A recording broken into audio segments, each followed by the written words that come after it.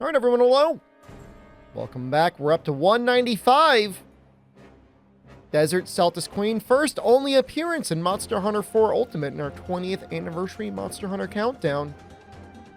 Seltas Queen is hard. Normal Seltas Queen is hard. I almost feel like Desert is easier. Normal Seltas Queen is charging around all over the place. The Desert one kind of stays still for quite a bit longer. And the armor actually kind of amazing. Same thing with the gun lance. I mean, it looks good. I mean, that goes without saying. I mean, plenty of great highlights. Goes very hard. They really wanted to lean into the mecha-inspired stuff. It's one of the better water gun lances. Not that you're usually using element with gun lance, but if you were, you needed a water one. It's probably the one you would use. It's long 5, I believe. Pretty cool.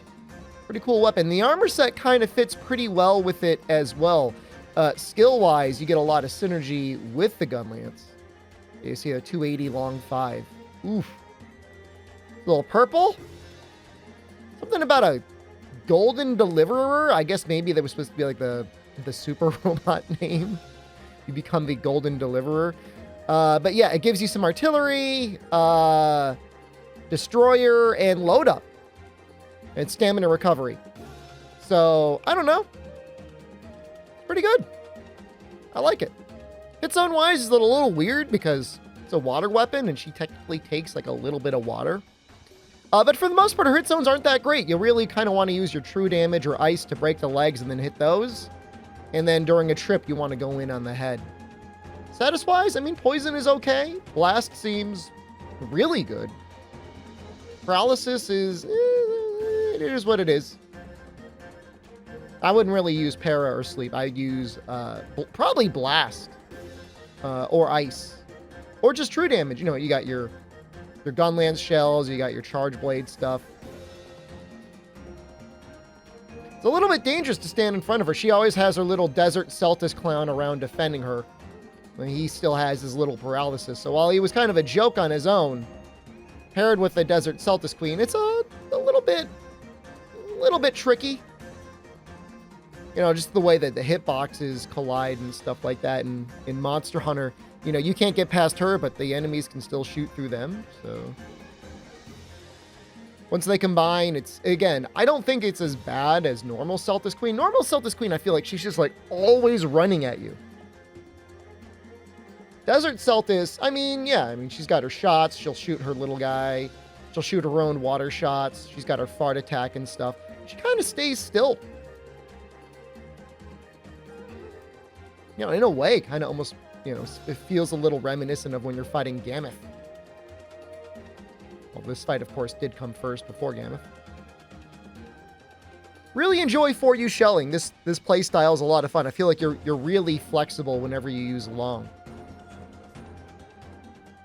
In the older games, the Wyvern Fire was good. You could full burst if you had the opportunity and it made sense. You could just use them as an extension to your normal combos to keep doing your double pokes. You use an extension to your aerial or your, you know, diagonal combos. Those are still good. You see she's got a little grabby tail there. She's gonna get you. I like it. I love the design.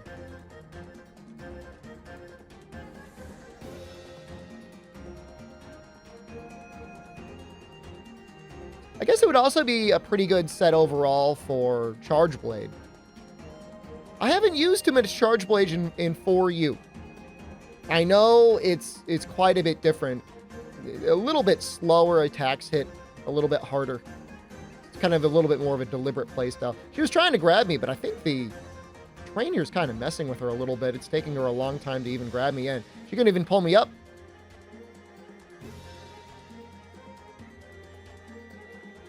Now there's a full burst.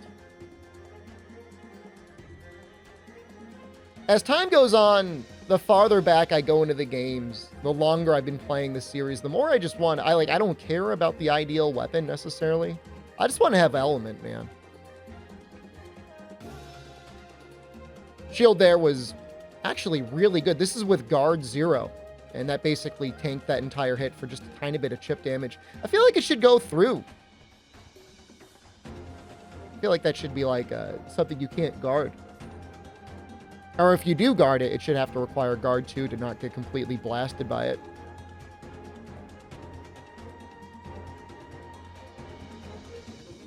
Yeah, the little claw things in front of her face do not take good damage, so it's always a little bit tricky to get good damage up there. In terms of breaking them, though, I mean, that's what shelling is so good for.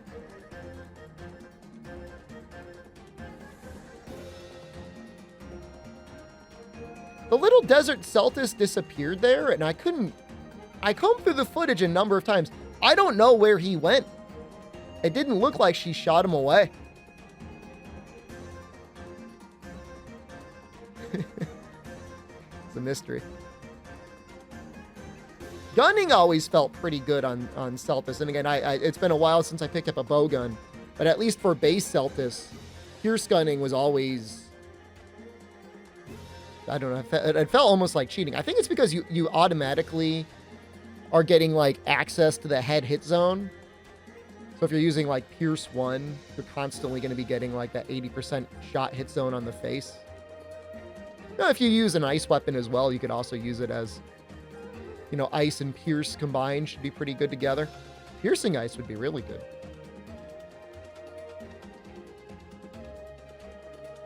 You're going to get a really good shot here of her water cannon. She was aiming at the cats. We got real lucky there. That would have definitely hit us. Yeah, so she does have some combined attacks with the Seltas, but it felt like they didn't come up at all during this hunt. They'll sometimes attack together, but I feel like it's just a lot more rare. Maybe if you're staying, like, really far away from her, she'll incorporate them to her AI a bit more. But if you're standing right next to her, she has a tendency just to try and sweep with her tail. Or do some sort of like a body check.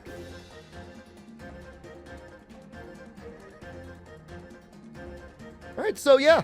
Shelling, pretty good choice overall. I think it's a good choice on her. Gunlance, you know.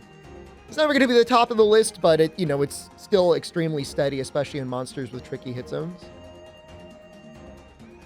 Okay, Desert Seltas Queen Concentrate, an abnormally secreted substance acclaimed for its use in Neopteran forging. Desert Seltas Queen Pectus Plus, thick streamlined chest plating that avoids impacts by directing blows away. Desert Seltas Queen Maw, a large jaw with a secretory organ near the back, still the object of much research. Well, that's it for our research in Desert Seltas Queen. Up next, and this is... gotta be somebody's joke vote. 195 Giratotus? How does he... Why is he above, like, nearly every other monster? I understand the drones being low. But, like, he beat Beatotus? Whatever. We'll probably find him in Rise. He's more of a real fight then. Thank you all again so much for watching. I appreciate you. I love you. Goodbye.